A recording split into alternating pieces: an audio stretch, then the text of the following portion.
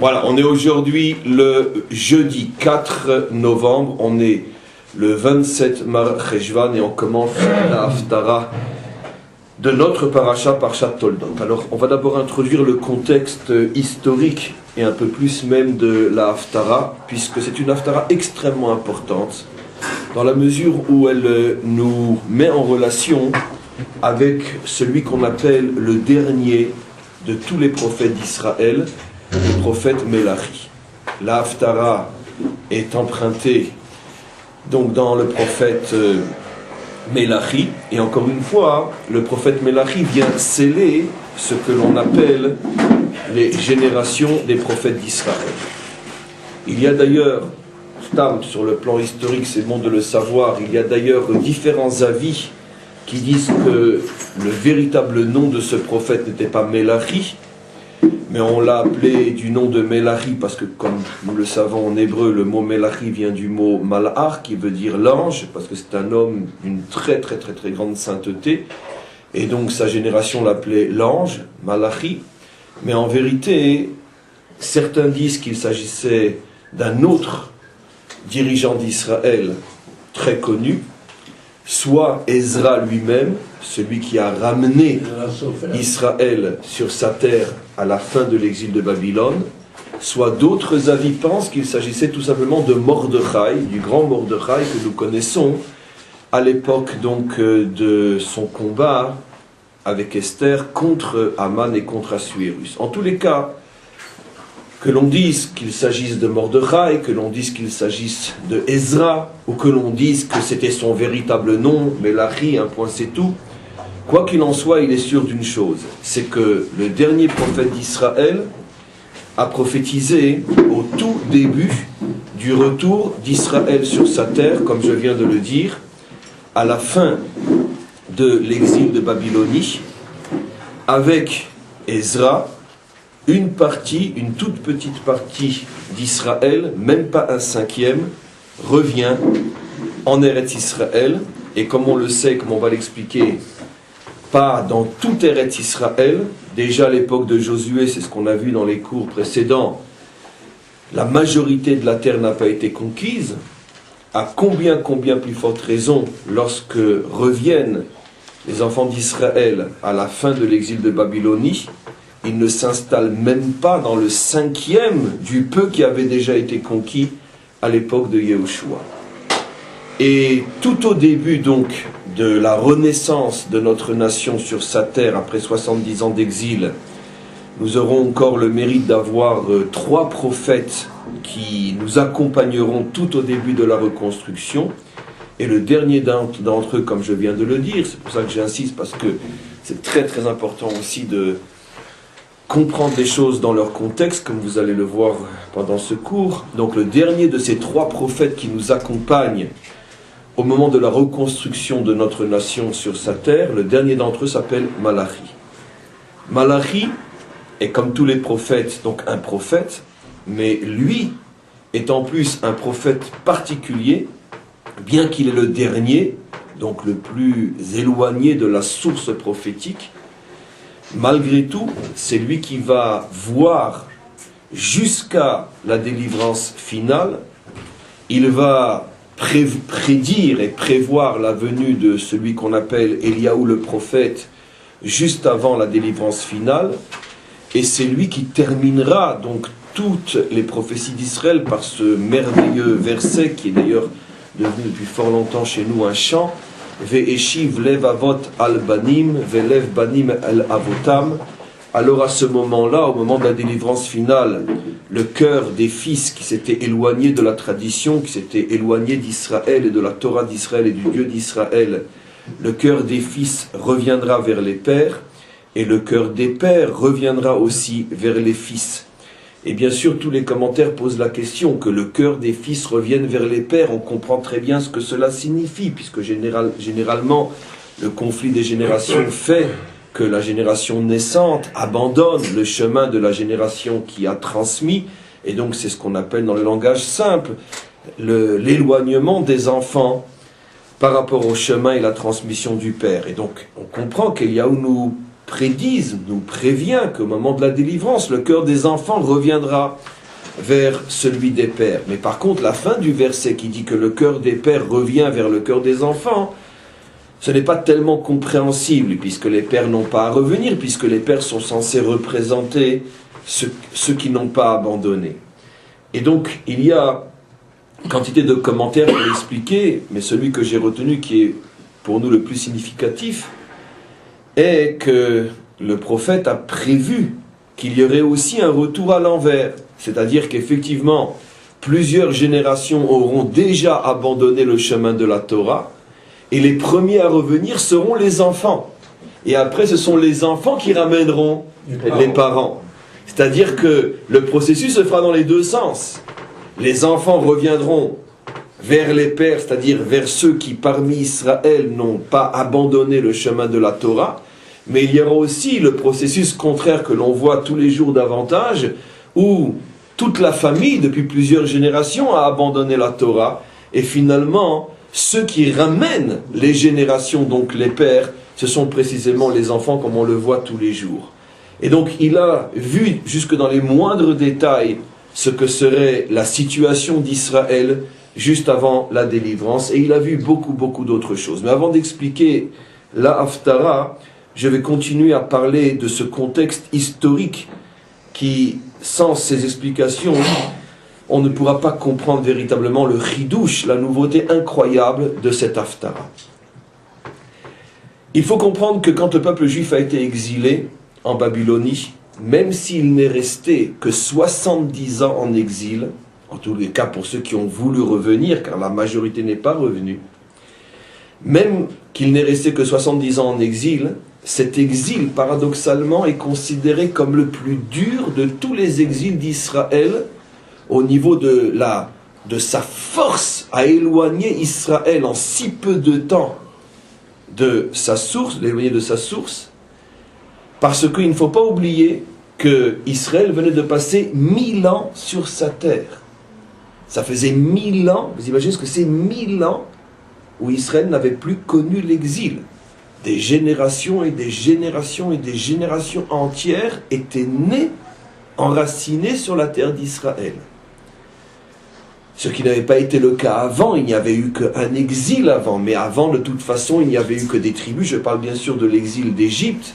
Il n'y avait eu que des tribus, et même si ces tribus avaient déjà vécu en Eretz Kna'an, elles avaient toujours vécu comme des étrangers, car la terre n'appartenait pas encore à Israël. Et de toute façon, entre la naissance des tribus et la descente en Égypte ne s'est écoulé que quelques siècles.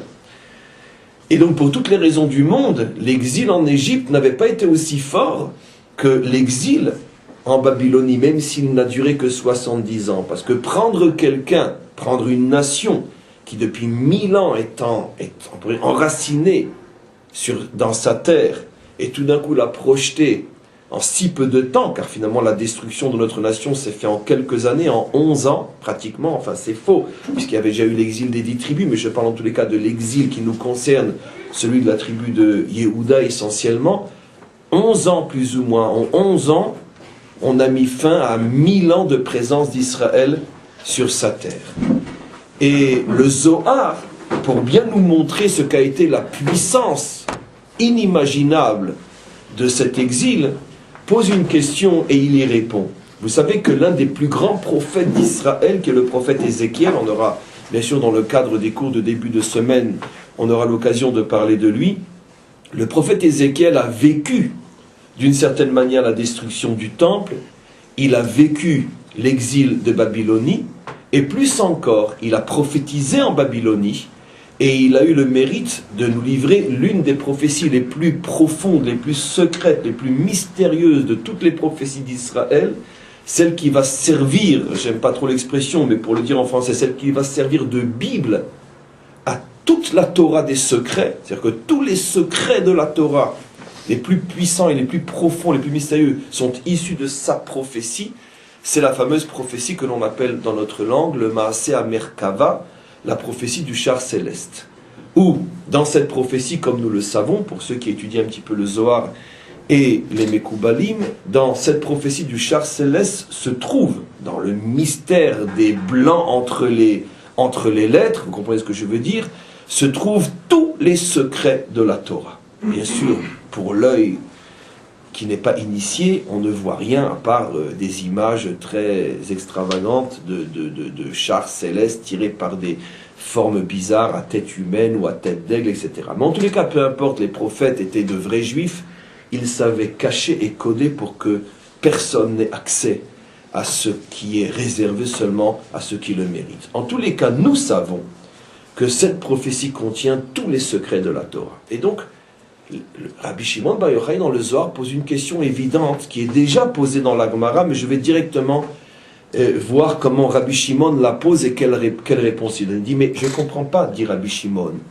Non seulement on a un principe que depuis qu'Israël est rentré sur sa terre à l'époque de Yehoshua, plus aucun juif ne peut prophétiser en dehors de la terre d'Israël. C'est un psak halacha, ça veut dire c'est une loi fondamentale que la prophétie ne descend qu'à l'intérieur des frontières de la terre d'Israël. Et en plus, demande Rashbi, comment se fait-il que non seulement la prophétie soit descendue en Babylonie, puisque Ézéchiel n'a prophétisé qu'en Babylonie, et en plus, la plus secrète, la plus profonde, la plus mystérieuse des prophéties, et n'oublions pas que c'est aussi le seul des prophètes qui a eu la prophétie de la construction du troisième temple. C'est-à-dire que toute la construction, comment sera construit le troisième temple, se trouve dans la prophétie d'Ézéchiel. Donc Rabbi Shimon Bar Yochai ne comprend pas les plus grands secrets, le troisième temple, et tout ça sur les bords de l'Euphrate, ou sur les bords de, je ne sais plus comment s'appelle, le fleuve babylonien, sur lequel il avait l'habitude à côté duquel il se recueillait pour recevoir le flux prophétique. Kavor, il s'appelait, le fleuve Kavor. Rabbi Shimon répond la chose suivante. Sache qu'en vérité, c'est vrai. Normalement, la prophétie ne peut pas descendre en dehors de la terre d'Israël, à quand même plus forte raison des prophéties aussi hautes que celles de Yecheskel. Ce n'est pas notre haftara, je préviens, mais c'est pour introduire la nôtre. Mais le peuple juif était en état de pikouar nefesh. Il était en état de risque de disparition réelle, concrète, en état de risque de mort totale. Et donc automatiquement, c'est pour ça que Dieu lui-même a permis que sa propre loi soit enfreinte, celle de ne pas déverser la prophétie en dehors des frontières, parce que lorsque un individu juif, et à plus forte raison tout le peuple juif est en danger total de disparition, c'est évident que des lois comme on ne prophétise qu'en Israël n'ont plus lieu d'être, et la prophétie descend là où elle peut descendre pour sauver Israël. Et il continue et il explique, parce qu'Israël, après 1000 ans de vie en Eretz Israël, se trouvait dans un état de désespoir tellement inimaginable que si ce n'avait été cette prophétie qui est descendue et qui a permis à Israël de se rendre compte que même en Babylonie, Dieu ne les avait pas abandonnés et que même en Babylonie, ils pouvaient encore se connecter à des niveaux extrêmement hauts, puissants, secrets et profonds du divin, si ce n'avait été cette révélation, Israël aurait disparu en quelques années. Je vous fais remarquer que nous, ça fait 2000 ans qu'on est dans l'exil de Édom. Ça fait 2500 ans globalement qu'on est en exil, si je compte aussi les autres. On pourrait dire même presque 2700 ans. Et non seulement on n'a pas disparu, mais on est plus juif que jamais. Donc vous imaginez ce qu'a dû être l'exil de Babylone. On ne peut pas imaginer. Semble-t-il que c'était une civilisation d'une puissance, d'une touma, d'une impureté inimaginable. Et au contact de cette civilisation, en quelques années, Israël s'est retrouvé au bord du précipice, surtout qu'il venait de passer 1000 ans à l'intérieur des frontières de la sainteté, c'est-à-dire de la Terre Sainte. Et donc cette prophétie de Yecheskel les a d'une certaine manière sauvés. Quand je dis sauvés, ça veut dire sauvés de la disparition totale. Mais il restait dans un état inimaginable, un état de détresse inimaginable. D'où on le sait, quelques exemples, quelques preuves historiques. C'est la première et la seule fois dans notre histoire où tous les dirigeants spirituels d'Israël, qu'on appelle les Skenim, dans tout le Tanakh, Skenim fait allusion aux dirigeants spirituels, aux vrais dirigeants spirituels. sont venus trouver le prophète Yecheskel pour lui demander d'intercéder auprès de Dieu pour qu'il accepte de renoncer à l'alliance avec nous pour que l'on puisse s'assimiler et devenir comme toutes les nations. Ce ne sont pas des masculines qui ont demandé ça, ce ne sont pas des juifs soi-disant éclairés et qui ont renoncé déjà à la tradition et pire encore. Il s'agit de juifs orthodoxes représentant le judaïsme orthodoxe qui viennent demander à Yecheskel d'intercéder pour que Dieu accepte de rompre l'alliance, pour que l'on puisse devenir Kechol HaGoyim. Veniye Kechol HaGoyim. Qu'est-ce qui s'est passé? Mais comment c'est possible? On connaît la réponse d'Hachem. Hachem dit aux prophètes de leur dire, même si je dois régner sur vous en utilisant la force et toute ma colère, je ne vous laisserai pas m'abandonner. Mais en tous les cas, la demande avait été faite. Comment on peut comprendre? Tous les commentaires essaient de comprendre. Ce ne sont pas des renégats qui sont venus demander. Parce que l'état de désespoir était tel que le désespoir était monté jusque dans le cœur, l'âme et le cerveau des dirigeants d'Israël. Donc vous imaginez dans quelle situation on se trouve. On a d'autres preuves. La grande majorité d'Israël, après seulement quelques années d'exil, y compris dans la famille des Kohanim Gedolim et des dirigeants de la famille de David, tous, sans exception, avaient fait rentrer des femmes idolâtres non converties dans leur famille. Tous. Il n'y avait pas une seule famille juive qui n'avait pas des belles filles, des belles sœurs, des belles-mères idolâtres. Même le Kohen Gadol, qui va officier dans le deuxième temple après sa reconstruction, tous ses enfants étaient mariés avec des filles idolâtres des Babyloniennes. Donc vous imaginez, c'est inimaginable. Même aujourd'hui, après 2700 ans d'exil, où l'assimilation et les mariages mixtes sont tellement importants, 99,9% des juifs qui se marient avec des non-juives se marient avec des non-juives laïques, mais pas idolâtres. Les juifs ne vont pas épouser aussi la religion de l'autre. C'est très rare, même dans l'ensemble des mariages mixtes. Et là, on parle que pas une seule famille juive est épargnée. L'idolâtrie rentre partout. Pourquoi? Le désespoir est total. Yecheskel est arrivé à sauver Israël de la disparition totale, mais non des coups et des blessures. Troisième preuve, bien qu'il y en a d'autres, de l'état complètement catastrophique sur le plan moral et spirituel d'Israël, c'est que quand enfin, grâce à la victoire de Cyrus sur Babylone, Cyrus le Perse, Cyrus qui est un chassid ou mota olam, qui est un saint parmi les nations, un juste parmi les nations, excusez-moi, juste parmi les nations, non seulement autorise, mais invite Israël à retourner en Eretz Israël et est prêt à donner une partie de son armée, donne énormément d'argent et tout le soutien nécessaire. Qu'est-ce qu'on peut avoir de plus?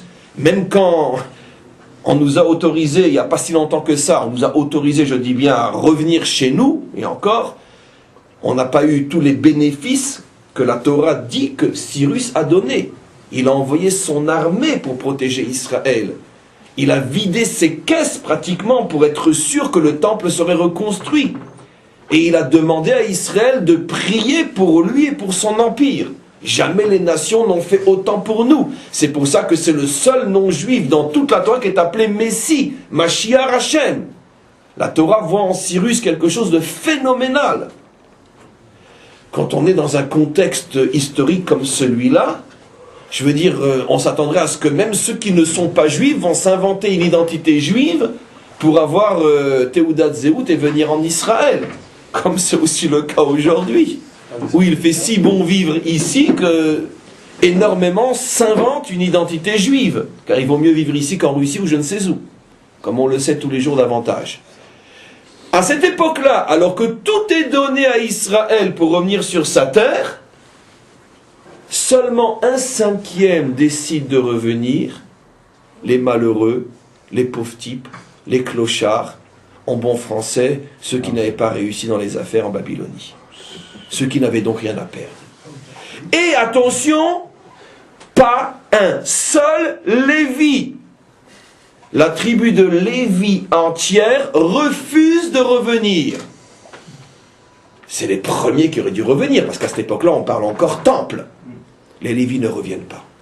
Ezra va tellement se mettre en colère qu'il promulguera une loi comme quoi le maaser, la dîme qu'on donne normalement aux Lévi'im, ne sera plus donnée aux Lévi'im mais aux Kohanim qui, eux, ont accepté en partie de revenir. Ezra lui-même était un Kohen. Ce qui veut dire que même quand après dans l'histoire, certains Lévis vont quand même revenir, comme ils appartiennent à cette tribu qui dans son ensemble à l'époque de Ezra a refusé de revenir, pendant toute l'époque du deuxième temple, mes amis, les Lévi'im ne recevaient plus de maaser. La punition a duré pratiquement pendant 500 ans, jusqu'à la destruction du deuxième temple. Tellement Ezra et sa génération avaient été choqués, bouleversés, de voir la tribu qui avait toujours été la tribu, l'exemple, le modèle. Dans toute l'histoire biblique, les Lévi'im, c'est la cuisse de Jupiter.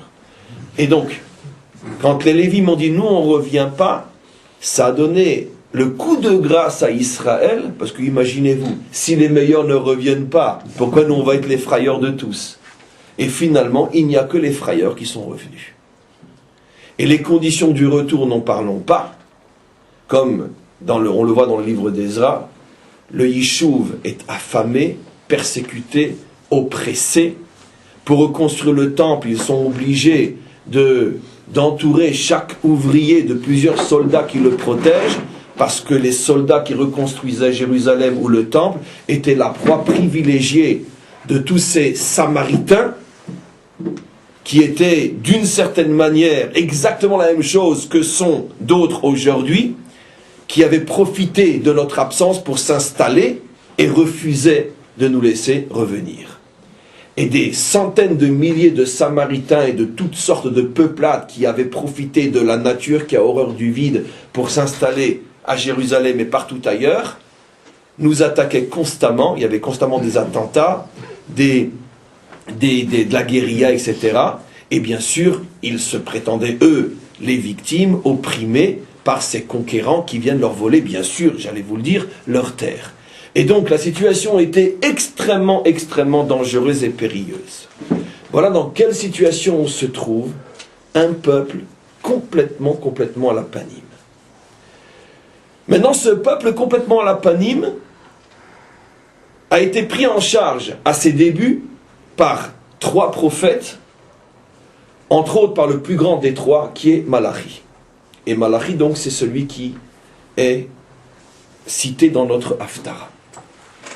Cette Haftara, plutôt, la prophétie de Malachi est très courte, elle a peut-être une trentaine, une cinquantaine de versets, et la Haftara ne reprend que le tiers de cette Haftara, que le tiers de cette prophétie. Il est très difficile de comprendre, bien que ce n'est pas toujours le cas, et je ne l'ai pas toujours fait, car souvent la Haftara est explicite en tant que telle. Mais ici, comme vous le verrez, pour ceux qui veulent compléter un petit peu le cours d'aujourd'hui, vous verrez que la Haftara est très difficile à comprendre si on ne lit pas l'ensemble de la prophétie, parce que c'est vraiment un tout qui est indissociable. La raison pour laquelle la Haftara n'est que cette petite partie que nous lisons ce Shabbat, je vous l'expliquerai encore aujourd'hui, parce que ça c'est le chidouche du chidouche inimaginable. La raison pour laquelle finalement on ne lit pas toute la prophétie qui n'est pas si longue, et on l'a coupée, alors que ce qu'on a coupé rend pratiquement incompréhensible ce qu'on lit au niveau de la seule Haftara. Mais moi, avant d'arriver au véritable chidouche de la Haftara, je vais vous expliquer toute la prophétie pour mieux comprendre la Haftara. La prophétie est une sorte de dialogue entre Dieu et tous ces malheureux qui sont revenus à Jérusalem, par l'intermédiaire, bien sûr, du prophète. Et on va se rendre compte que... C'est Mélachi, le prophète. Oui, oui. On va se rendre compte que, finalement, la discussion entre Malachi, donc Dieu, et Israël, porte sur les fondements mêmes de ce qu'ont été et ce qu'auraient toujours dû être les fondements de notre nation, comme je vais vous le dire. On discute sur 4 ou 5 points essentiels qui montrent qu'Israël a complètement perdu son identité. C'est-à-dire que même ceux qui sont revenus discutent de choses qui paraissent tellement évidentes qu'on se demande comment se fait-il qu'il a fallu un prophète et donc une inspiration surnaturelle pour répondre à des problèmes qui nous semblent tellement évidents, comme on va le voir tout de suite. Ce qui montre que les évidences morales et spirituelles de notre nation ont complètement disparu. Quels sont les sujets qui ont été traités dans cette prophétie, pas seulement dans la Haftara? La Haftara ne parle que du début de cette discussion entre le prophète et Israël. Les sujets sont les suivants. Israël, à cette époque-là, puisque le temple avait commencé à être reconstruit, avait malheureusement l'habitude d'apporter au temple ce qu'il y avait, on peut dire, de plus mauvais au niveau des offrandes, au niveau des animaux. Par exemple, ils apportaient des animaux boiteux, des animaux malades, des animaux aveugles, des animaux qui de toute façon sont inexploitables dans les champs. De même, les offrandes de céréales, les épis les plus mauvais avec lesquels de toute façon on n'aurait pas pu faire véritablement du pain, tout ce qu'il y avait de plus mauvais était apporté au temple. Alors bien sûr, l'idiot s'arrête ici, ils disent « Ah, quel sale juif, vous avez vu ?» Le juif répond à cet idiot, non, comprend de quoi il s'agit. On parle d'un peuple qui est affamé, d'un peuple qui n'a pas de quoi manger, d'un peuple qui arrive, bekoshi gadol, avec un mal fou, à récupérer un animal par-ci et un épi par-là pour ne pas que les enfants crèvent de faim. Et donc ce peuple-là sait très bien que tout ce qui va aller au temple est, entre parenthèses, de la pure perte, puisque de toute façon on ne mange pas, on ne récupère pas l'essentiel, de toute façon ça va soit c'est brûlé sur l'autel, soit ça va au Kohanim, et on récupère pratiquement rien. Donc dans la situation dans laquelle on se trouve, on va pas s'amuser à amener au temple les plus gros, les meilleurs, etc.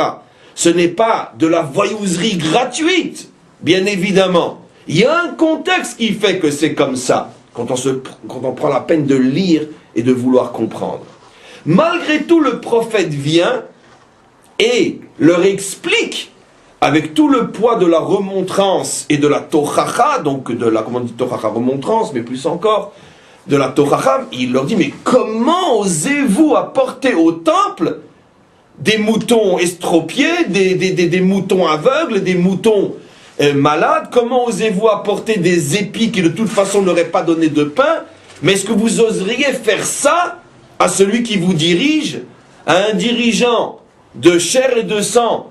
Jamais quand vous lui apportez des présents, même si vous n'avez pas de quoi manger, vous préférez ne rien lui apporter plutôt que lui apporter des animaux qui sont des cadavres vivants, et au maître du monde, vous lui apportez des offrandes pareilles.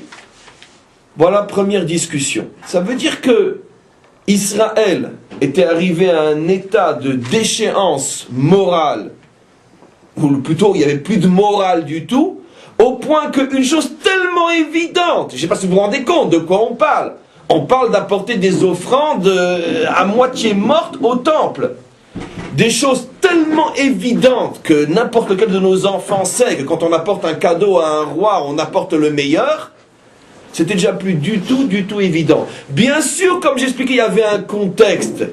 Mais quoi qu'il en soit, si le contexte peut servir de justification à un certain niveau, ça ne peut en aucun cas suffire. C'est donc clair qu'on est en présence d'un peuple qui a perdu le minimum de bon sens de ce qui se fait ou ne se fait pas. Alors n'apportez rien de ce que le prophète leur dit. Le prophète leur dit, Alvaï que je trouve parmi vous quelqu'un qui a le courage de fermer la porte du temple, comme ça il leur dit, c'est-à-dire dans l'Haftara, sans le livre, c'est dans l'Haftara, je préfère que mon temple soit fermé, mais ne m'apportez pas des cadavres. Donc ce qui veut dire qu'il y a un contexte, mais d'un autre côté, il faut comprendre qu'Israël est tombé à un niveau incompréhensible. Premier victoire entre le prophète et Israël. Ça, c'est dans l'Haftara. Deuxième victoire, qu'est-ce qui s'est passé? J'explique avec les commentaires, entre autres le Malbim, et même Rashi, et même les autres. Les femmes d'Israël C'est généralement, comme on le sait, quand ça va mal et quand c'est dur, c'est toujours la femme, la mère qui encaisse le plus. Parce que c'est justement, souvent et toujours dans un couple juif, celle qui est la plus responsable, la plus engagée, donc celle qui prend le plus. Les femmes juives étaient sur les genoux. L'exil, la souffrance, la famine.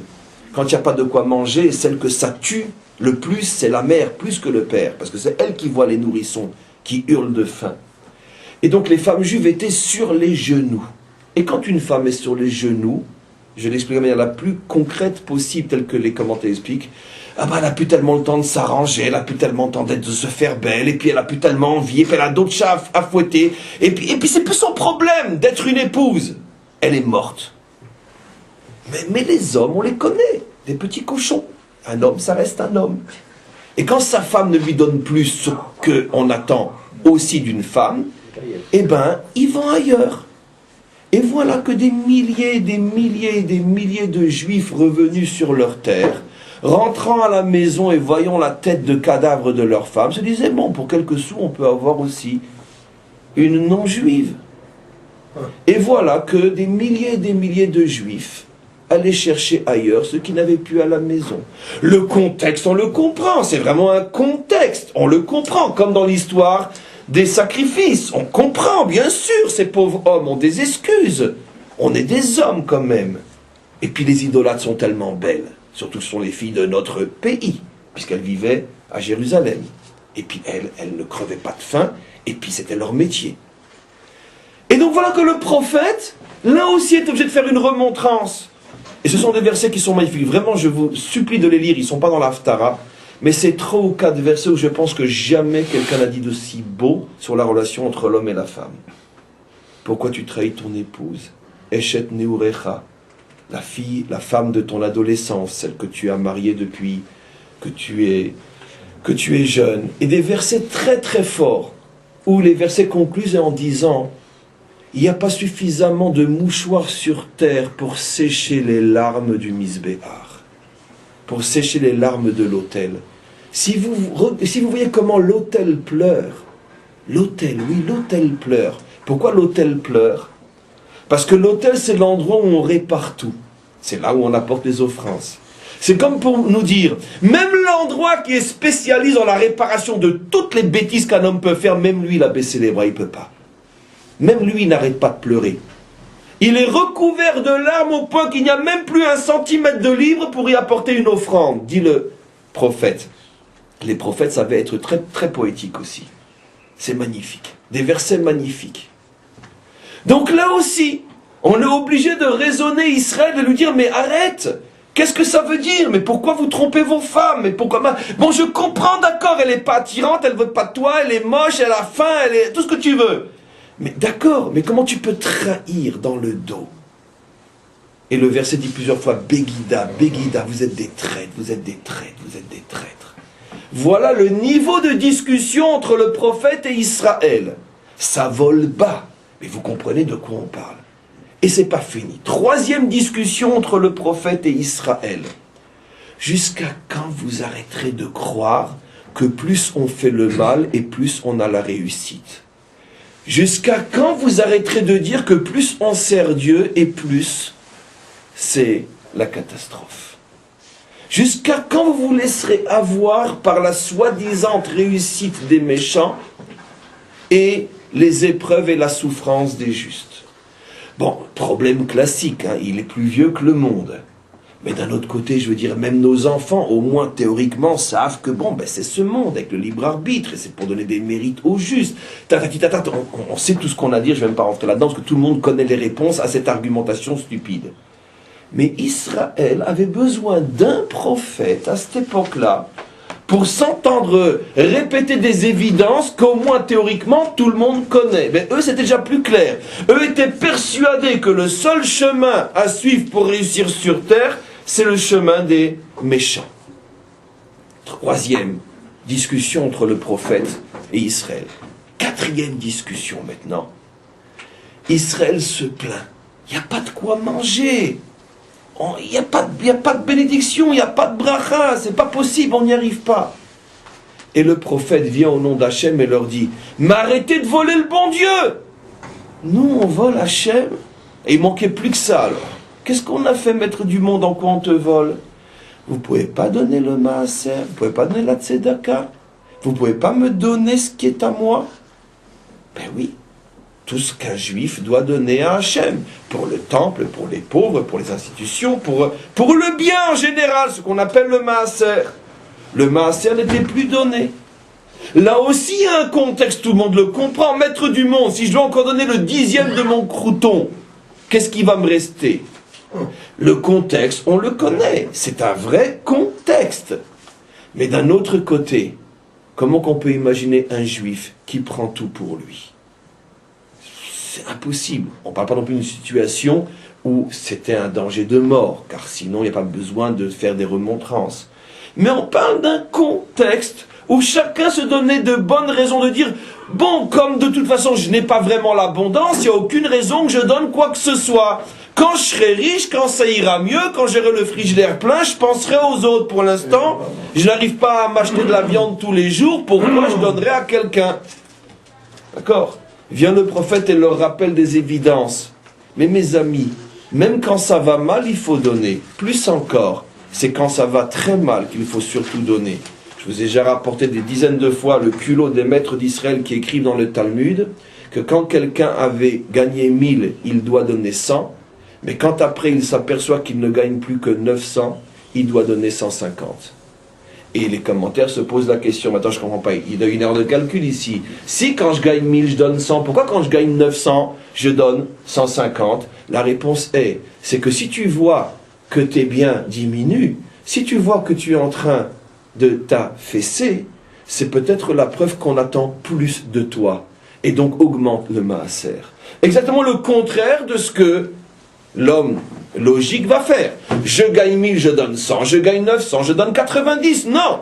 Mais si hier tu donnais 1000 et tu as quand même donné, malgré tout tu donnes, tu gagnes 900. Peut-être qu'on attend de toi un peu plus. Ah, c'est pas marqué. C'est vrai, c'est pas marqué. Mais justement, il y a la Torah pour tout le monde, il y a la Torah pour toi. Peut-être que de toi en particulier, le maître du monde attend un peu plus. Parce qu'entre nous, même si quand tu gagnais 1000 et que tu avais donné 120 ou 130, tu ne l'aurais même pas vu. La preuve, c'est que tu te rends compte, c'est que les 20 que tu n'as pas donné à Tzedaka, rappelle-toi, tu les as dépensés pour une idiotie.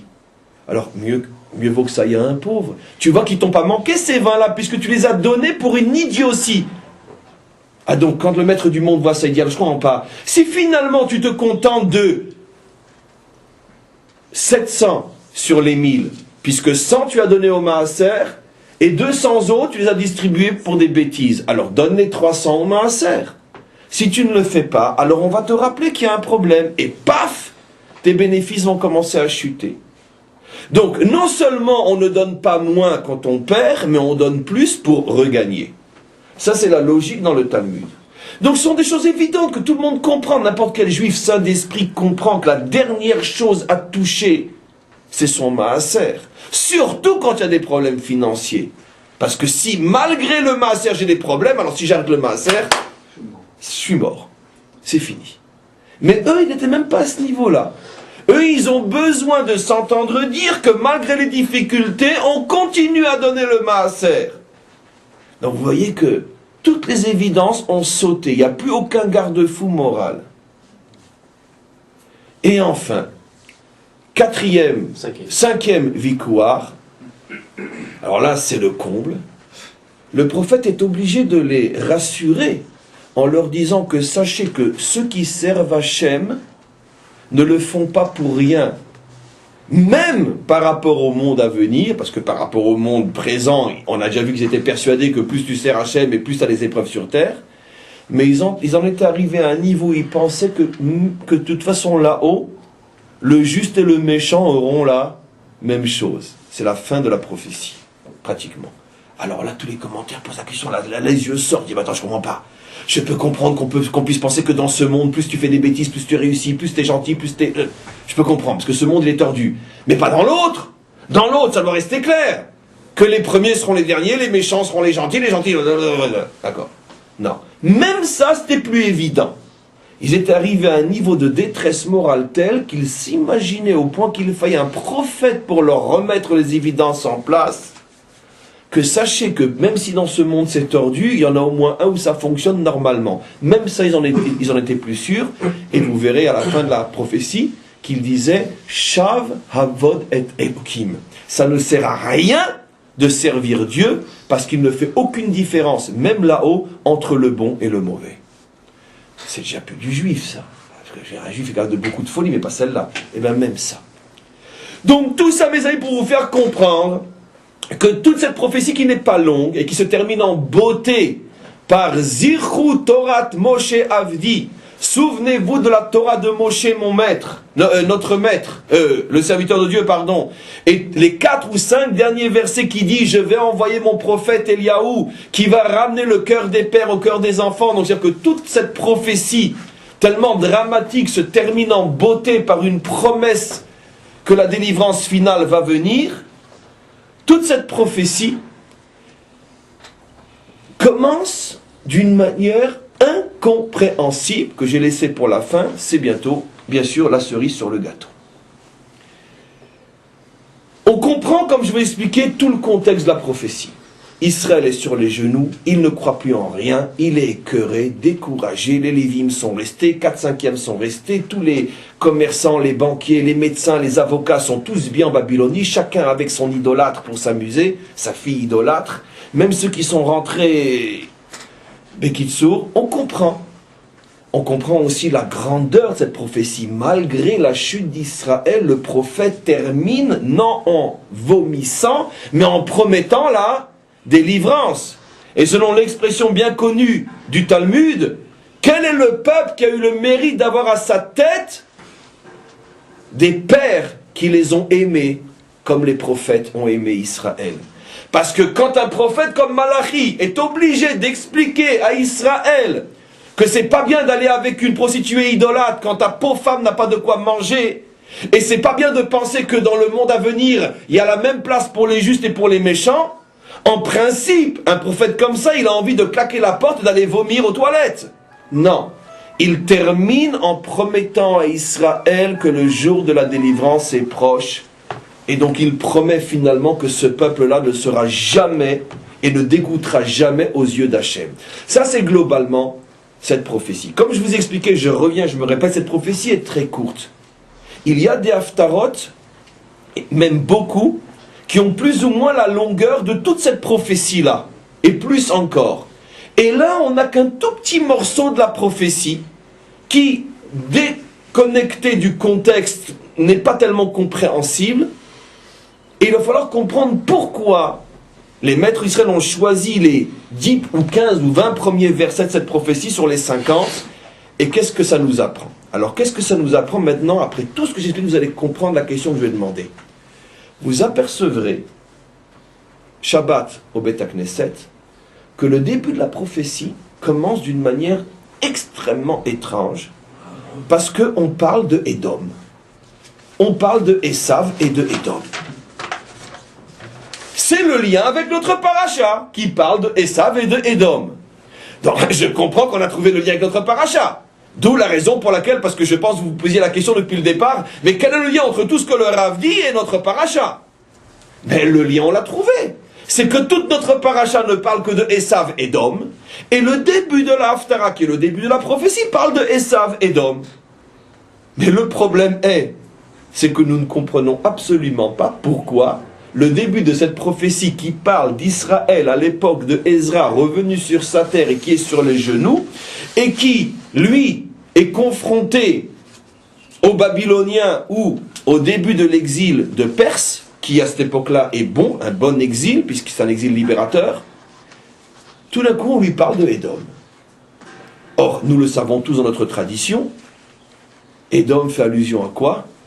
Au 4e exil d'Israël, le nôtre. Plus besoin de censurer aujourd'hui, de toute façon tout le monde le sait, pendant des millénaires, quand on parle de Édom, on fait allusion à notre exil, l'exil de Rome, et la civilisation qui en a découlé. L'Occident, le monde chrétien, etc. Donc ça, c'est la clé de lecture d'Israël à chaque fois qu'on parle de Édom. Maintenant, même sans cette clé de lecture, Même sans ce décodage, Édom, le peuple biblique Édom, qui vivait dans le territoire de Séhir, c'est-à-dire aujourd'hui toute la région qui est aux alentours de Élat, ce qu'on appelle aujourd'hui le sud de la Jordanie. C'était ça Édom. Mais qu'est-ce que Édom a à faire dans une prophétie qui s'adresse à des Juifs qui n'ont jamais connu Édom, qui ne connaissent pas Édom, et qui viennent de passer 70 ans en Babylonie, et qui reviennent sur leur terre grâce aux Perses, aux Iraniens d'aujourd'hui. Ma Kesher avec Édom. Pourquoi on parle d'Édom? Donc que ce soit dans le Édom biblique ou le Édom du code Israël qui signifie notre 4e exil, qu'est-ce que Édom fait dans cette prophétie? Deuxième question, dans quel contexte on rapporte Édom dans cette prophétie? Écoutez-moi bien. Israël dit à Hachem, tu ne nous aimes pas, tu nous as abandonnés. On comprend pourquoi. J'ai passé 3-4 heures à vous expliquer pourquoi Israël a le droit de se sentir abandonné par Dieu. Et Dieu leur dit, comment? Moi je ne vous aime pas. Afti etrem, béné Israël, mais combien je vous aime, mes enfants. Et Israël ne se laisse pas démonter, vous connaissez le culot d'un juif. Bemaftanu, prouve-nous que tu nous aimes. J'arrête ici. Je dois apporter une preuve qu'il nous aime. Mes amis, malgré des décennies d'idolâtrie et de fautes, quand vous étiez sur votre terre, malgré tous les prophètes que je vous ai envoyés et que vous n'avez pas écouté ou même assassiné, malgré l'exil terrible de Babylonie, malgré tout ça, je ne vous ai pas abandonné. Ceux qui ont voulu revenir sont revenus. Vous en connaissez un peuple comme le vôtre qui, après toutes les crasses qu'il a fait au maître du monde, on lui envoie un messie appelé Cyrus pour l'aider à revenir sur sa terre? C'est normalement ce qu'aurait dû être la réponse du prophète, de Dieu. Lorsque les Juifs osent dire « Donne-nous une preuve que tu nous aimes ». Et regardez la preuve qui est rapportée. Ah, vous voulez que je vous rapporte une preuve que je vous aime? On est en plein dans la Haftara. Eh bien, Yitzhak, il avait 2 fils. Un qui s'appelait Esav et l'autre qui s'appelait Yaakov. Qui c'est que j'ai aimé et qui c'est que j'ai haï? J'ai aimé Yaakov et j'ai haï Esav. Et le verset continue. En plus de ces 2 hommes, au départ, Yaakov et Esav, sont sortis 2 civilisations, Israël et Édom.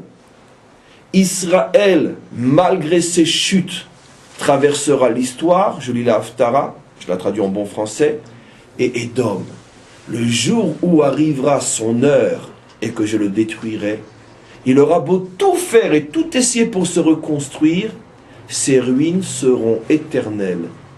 Et il sera appelé par l'humanité tout entière l'axe du mal. Gevul Risha. Intéressant. L'expression l'axe du mal est dans la Torah depuis 3000 ans. Et il sera appelé Gevul Risha, l'axe du mal. Le problème, c'est que l'axe, il se déplace. Et généralement, c'est ceux qui en parlent sur les autres qui sont peut-être les plus concernés. En tous les cas, quoi qu'il en soit, on voit que cette Haftara nous parle de Yaakov et de Esav, nous parle des 2 civilisations Israël et Édom, dans un contexte qui n'a plus rien et qui n'a rien à voir avec les civilisations Israël et Édom, Yaakov et Esav. Mais qu'est-ce qu'ils en ont à faire, eux? Et en plus, en quoi c'est une preuve d'amour? Et on voit qu'effectivement, ils ont accepté cette preuve. Ben, mes amis, on est obligé de dire la chose suivante, et je retiens mon souffle, et c'est pas, je ne fais pas exprès, c'est que cette prophétie, en toutes lettres de feu et de lumière, nous montre, avec son allusion incroyable, que la fin du dernier exil se passera exactement de la même manière que la fin du premier exil. On est à la fin du premier exil, Babylone, et tout d'un coup on nous parle de la fin de Édom et de la preuve que Dieu aime Israël, Or, d'après notre tradition et nos décodages, tout ce passage ne peut être compris qu'à la fin du dernier 4e exil. Qu'est-ce que la fin du dernier exil fait dans une prophétie qui concerne les revenants du premier exil? De là, on est obligé de dire, et c'est tellement époustouflant et inimaginable qu'on n'arrive pas à comprendre comment pas tout le monde le voit, que le prophète Malachi nous a promis que la sortie du dernier exil au moment de notre délivrance finale, cette sortie qui concerne Israël et Édom, cette dernière sortie se ferait sur le modèle de la première. Et qu'est-ce qu'on a gagné en disant ça?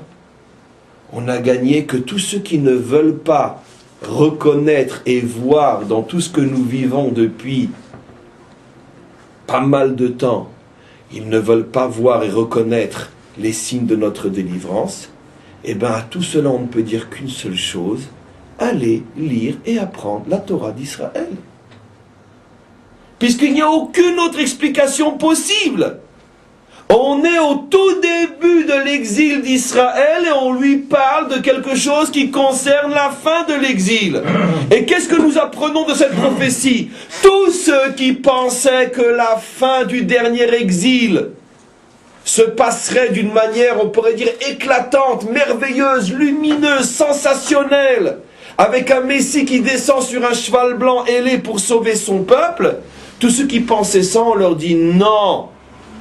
Déjà au moment où les Juifs sont sortis de Babylonie, à genoux, usés, fatigués, esquintés, blessés physiquement, moralement, spirituellement, déjà à ce moment-là, le prophète, qui effectivement parle de la délivrance finale, la preuve c'est qu'il le dit clairement à la fin de sa prophétie, Ve'eshiv levavot albanim, ce prophète les a prévenus comme pour les encourager et leur dire, maintenant on comprend pourquoi Israël n'a pas bronché quand il a entendu ça.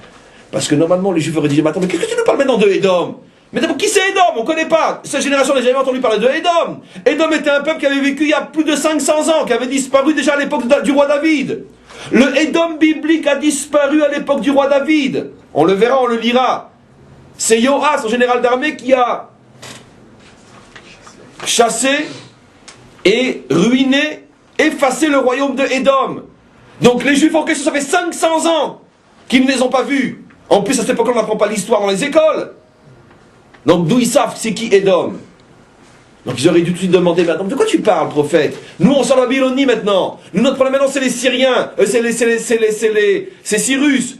Ou ce sont les Samaritains qui sont, je voulais dire, les Samaritains qui sont en face de nous. Qu'est-ce que tu nous parles d'Édom? C'est qui Édom? De quoi tu parles? Mais le prophète leur a dit la chose suivante, et ça a été une parole d'amour. Il leur a dit la chose suivante. Sachez, mes enfants, que même au moment de la sortie du dernier exil, qui sera la sortie de la délivrance définitive, la fin et la sortie de tous les exils, on se serait attendu à ce que la sortie qui soit en même temps la délivrance, la finalité, le but de toute l'histoire d'Israël. On se serait attendu, comme beaucoup, que cette sortie se fasse d'une manière théâtrale, hollywoodienne. Les 10 commandements. Eh bien non, mes amis. Sachez que ça se passera exactement de la même manière que votre sortie. La majorité, d'abord, dans un premier temps, ne voudra même pas revenir. Les Lévi'im qui incarnent, bien sûr, le pilier orthodoxe d'Israël, dans toute la tradition juive, les Lévi'im n'accourront même pas pour revenir. Peut-être même s'opposeront au retour. Les Lévi'im resteront en Babylonie. Ceux qui reviendront, c'est ceux qui n'avaient plus rien à perdre, parce qu'ils ont laissé derrière eux leurs magasins, leurs femmes, leurs enfants, ou dans les cendres de la Shoah, dans les spoliations des nazis. C'est ceux-là qui reviendront. Mais ceux qui sont arrivés à sauver leurs femmes et leurs enfants et un magasin par-ci, un magasin par-là, qu'il fait bon vivre à New York, qu'il fait bon vivre à Los Angeles ou ailleurs. ceux-là ne reviendront pas dans un premier temps. Et si vous me posez la question, ah oui, mais d'accord, mais au moins ceux qui reviendront seront à un très très très haut niveau moral et spirituel, puisque ce sont les délivrés de la délivrance. Non, pas du tout.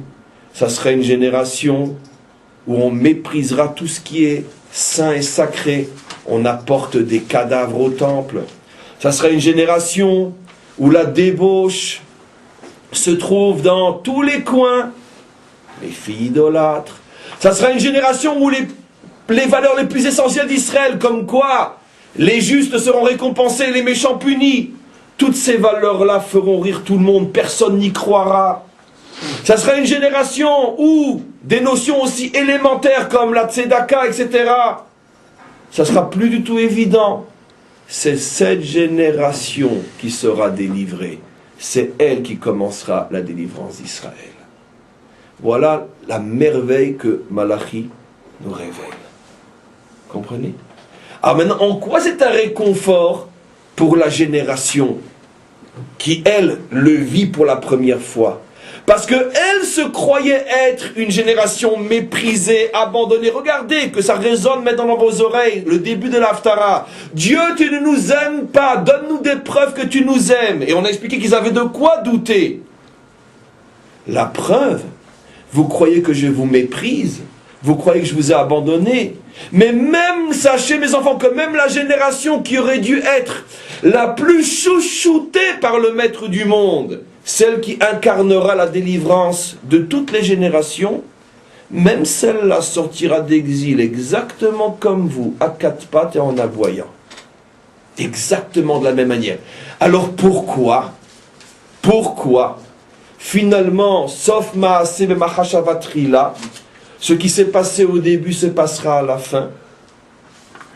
La réponse est une et unique. Quand je dis une et unique, dans le cadre de ce cours, mais croyez-moi que c'est infiniment plus profond que ce un et unique que je dis. La réponse est claire. C'est parce qu'il est absolument impossible de sortir d'exil d'une manière théâtrale et hollywoodienne, parce que si c'est trop clair qu'on est en train de se libérer, jamais les nations n'accepteront de nous laisser sortir. Donc l'histoire est obligée de voiler, la providence est obligée de voiler notre délivrance pour que les nations ne se rendent même pas compte qu'on est en train de se délivrer. Et la preuve, c'est que quand elles commencent à s'en rendre compte, alors on fait même des conciles pour prévenir le monde entier que Israël a volé une terre. Bien que quelques jours après, regardez ce qui se passe en Irak. C'est incroyable. Tiens, je croyais qu'on ne pouvait pas vivre mieux que chrétiens en terre musulmane. Et que le seul problème du monde, c'est les juifs. Regardez ce qui vous arrive quelques jours après en Irak, dans une église. Et vous ne comprenez pas ce que le maître du monde vous montre. Seulement le problème c'est qu'au fur et à mesure que ça devient de plus en plus clair que le Ham Israël est en train de se délivrer, regardez la méchanceté, regardez la haine inimaginable qui devient même, c'est même plus grotesque. C'est insupportable tellement c'est fou. Donc imaginez-vous ce qui se serait passé si les nations avaient compris dès le départ que ça y est, l'heure de la délivrance a sonné. C'était pas un Auschwitz qu'on aurait eu. C'est des millions d'Auschwitz. Il ne serait pas resté un seul juif, puisque même le seul Auschwitz, c'était que pour ça. Donc le maître du monde sait comment ça fonctionne, et il est obligé de cacher, de voiler notre délivrance, pour que quand les nations nous voient revenir comme des pauvres malheureux avec des numéros sur le bras, ils vont aller prendre un lopin de terre. De toute façon, on vous donne quelques années pour vous refaire, et puis de toute façon, après, avec tout l'argent qu'on donne à vos voisins, ils vont vous... Voilà. Eh bien, c'est exactement la même chose à cette époque-là. Bien sûr. C'est pour ça que pourquoi Cyrus, finalement, qu'on appelle effectivement le Messie, et auquel on ne prendra pas ses mérites, et on ne reviendra pas sur sa grandeur et sur le fait qu'on a dit que c'est injuste parmi les nations, mais quoi qu'il en soit, lui aussi il a son propre contexte. Pourquoi il a été tellement bon avec nous? Mais c'est marqué clairement dans le livre d'Ezra et de Nehemia. Parce qu'il avait un bon cœur et quand il a vu la misère, la souffrance de ces misérables, il a dit on peut quand même pas le laisser comme ça. Allez, on va leur donner un petit lopin de terre. Mais même Cyrus, tout Cyrus qui l'était, si la délivrance avait commencé d'une manière théâtrale, même lui il aurait dit oulala, calmez-vous les gars, hein, c'est moi qui commande. Hein. Donc c'est vrai qu'il avait bon cœur. Mais on a bon cœur face à des misérables. Mais quand le misérable n'est plus misérable, non. Mais regardez ce qui se passe depuis l'après-guerre. D'accord? On aime tellement les Juifs, mais à condition qu'on voit encore leur numéro sur le bras. Mais dès que ces Juifs-là, ils sont beaux, forts, courageux, et si bons soldats, mais on les aime plus du tout ceux-là. Dommage que Hitler les ait loupés, leurs parents. Bien sûr. Ben, Cyrus aurait pu être la même chose. Cyrus est apitoyé sur un peuple de misérables. Ça n'enlève rien à sa grandeur. Car quoi qu'il en soit, il nous a aidés à revenir. Mais le même Cyrus, s'il avait vu un peuple qui relève la tête quand il était encore en exil, c'est pas certain qu'il nous ait laissé revenir. C'est pour ça que le prophète est en train d'expliquer à cette génération misérable que c'est le prix à payer pour arriver à revenir sur sa terre, se reconstruire en tant que nation et après seulement pouvoir véritablement relever la tête. Et malgré tout, qu'est-ce qui s'est passé dans l'histoire? Écoutez-moi bien, écoutez-moi bien, écoutez-moi bien. Cyrus nous a laissé revenir. Cyrus a mis à notre tête une armée. Cyrus a vidé ses propres caisses pour reconstruire Jérusalem et le temple. Après Cyrus, il y a eu son fils, Darius. Après lui, il y a eu un autre qui n'était pas de la lignée directe de Cyrus, qui s'appelait Assuérus. Assuérus était un Perse, et c'est Assuérus qui lui a élevé Aman pour nous génocider. Mais je comprends pas, mais qu'est-ce qui se passe? Le premier a tout fait pour qu'on revienne, et le troisième seulement, non seulement ne veut plus qu'on revienne, mais veut nous génocider. Qu'est-ce qui s'est passé entre-temps? Eh bien, nos commentaires donnent la réponse, c'est très simple. Entre-temps, Jérusalem était presque reconstruite, et le temple commençait à déranger énormément. C'est tout ce qui s'est passé. Donc tu vois bien que Cyrus n'a eu pitié que de misérables. Mais la même si, regardez, comment vous comprenez, j'ai déjà consacré différents cours à cela, comment vous comprenez que le peuple qui est présenté comme le peuple sauveur d'Israël dans la Torah, les Perses, c'est le seul peuple qui a parlé de nous génocider dans le contexte biblique, les Perses. Comment c'est possible? Eh bien de là vous avez la preuve que même quand ils ont pitié de nous, c'est parce que notre habit vous avez compris, bariolé, et notre corps squelettique arrivent à attendrir leur cœur. Mais pas nos visages bronzés, pas les muscles de nos jeunes, et pas les performances de nos informaticiens. Ça les rend fous. Vous comprenez? Et c'est pour ça qu'il n'y a pas de contradiction. Cyrus a pleuré sur un peuple squelettique, mais Assuérus a voulu mettre en chambre à gaz un peuple revenu à lui-même, dans la même civilisation. Ce qui veut dire que Malachi prévient non seulement sa génération, mais toutes les générations jusqu'à la nôtre, ne vous attendez jamais à une délivrance qui dès le départ est claire et visible, car celle-là ne se fera jamais. Et dans nos dernières générations, tous les Lévi'im qui au départ n'ont pas voulu coopérer, et qui maintenant se pleurent et disent oui mais regardez, hein, c'est Chiloni, c'est ça. Mais il fallait te réveiller à temps, mon bon. Pourquoi tu t'es pas réveillé? Pourquoi tu t'es pas senti concerné? Pourquoi tu n'es pas venu?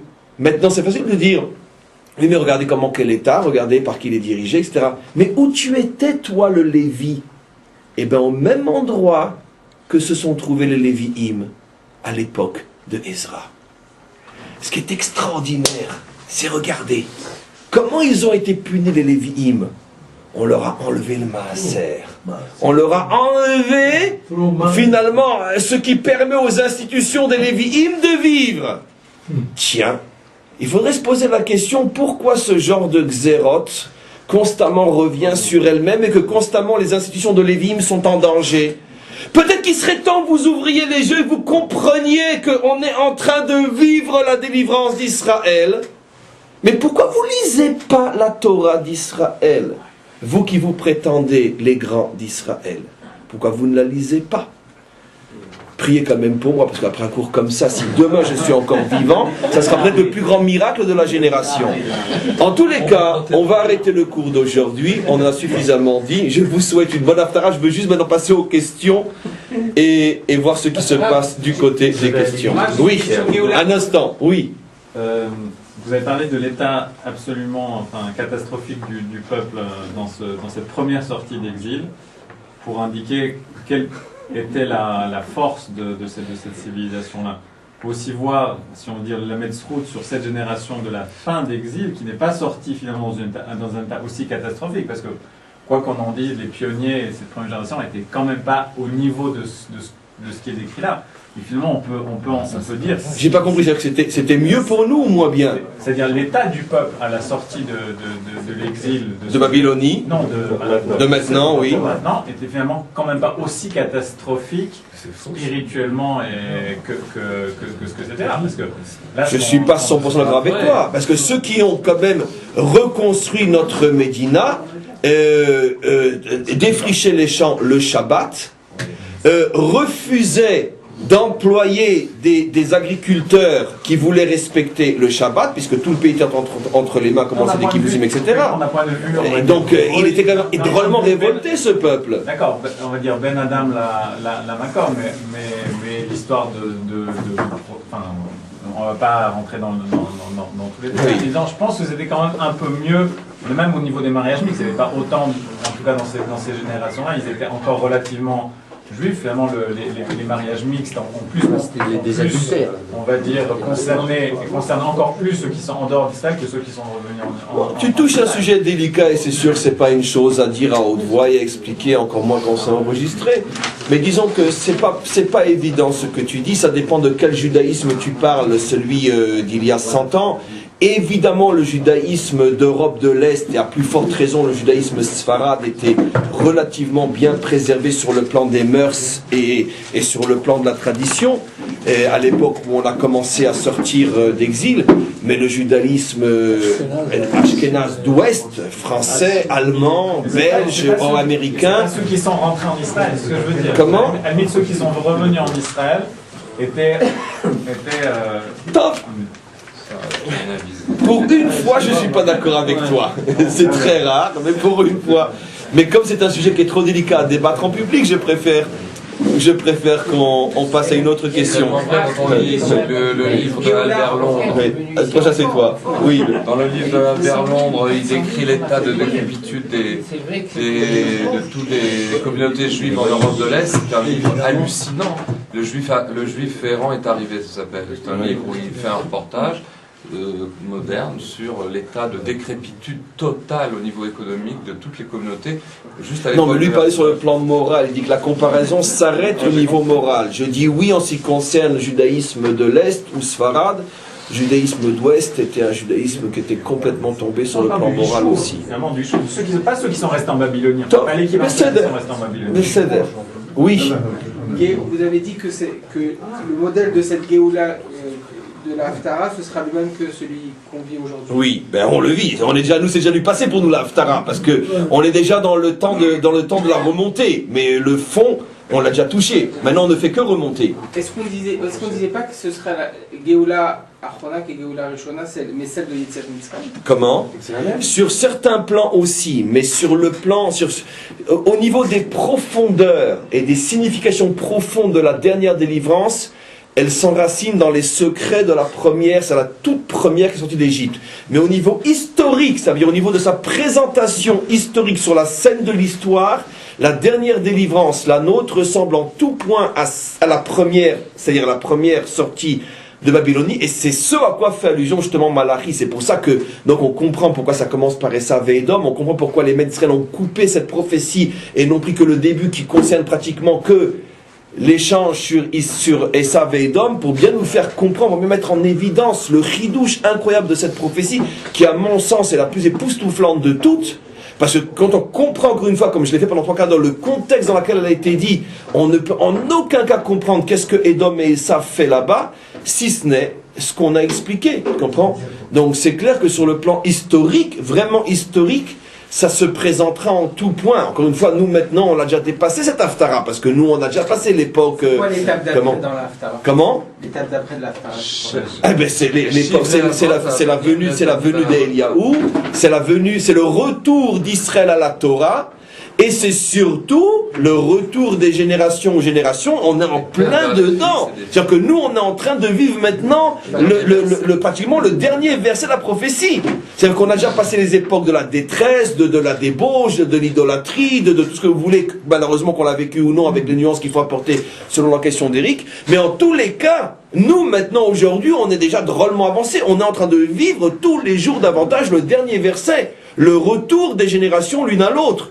Soit c'est les enfants qui s'étaient écartés qui reviennent vers le père qui est resté, soit c'est, ce qui est plus fréquent, le père qui était tombé, qui est ramené par ses enfants qui eux-mêmes étaient tombés par faute d'éducation et qui reviennent. Alors on est en plein dedans, ce qui veut dire que le dernier verset c'est quoi? Ben c'est la délivrance finale.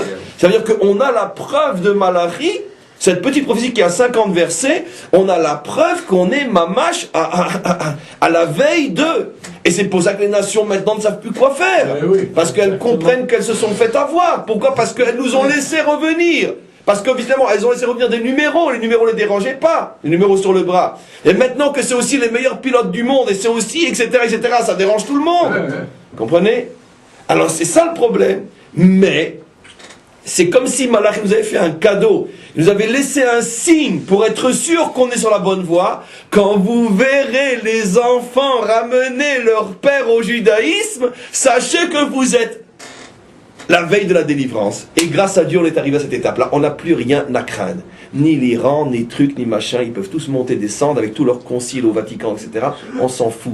On sait que maintenant, à partir du moment où les enfants ramènent les pères, on sait que plus rien ne peut arrêter le processus. Impossible. On s'arrête là pour aujourd'hui. Oui, encore une question. Oui. Pour la soirée, parce qu'on va partir avant que...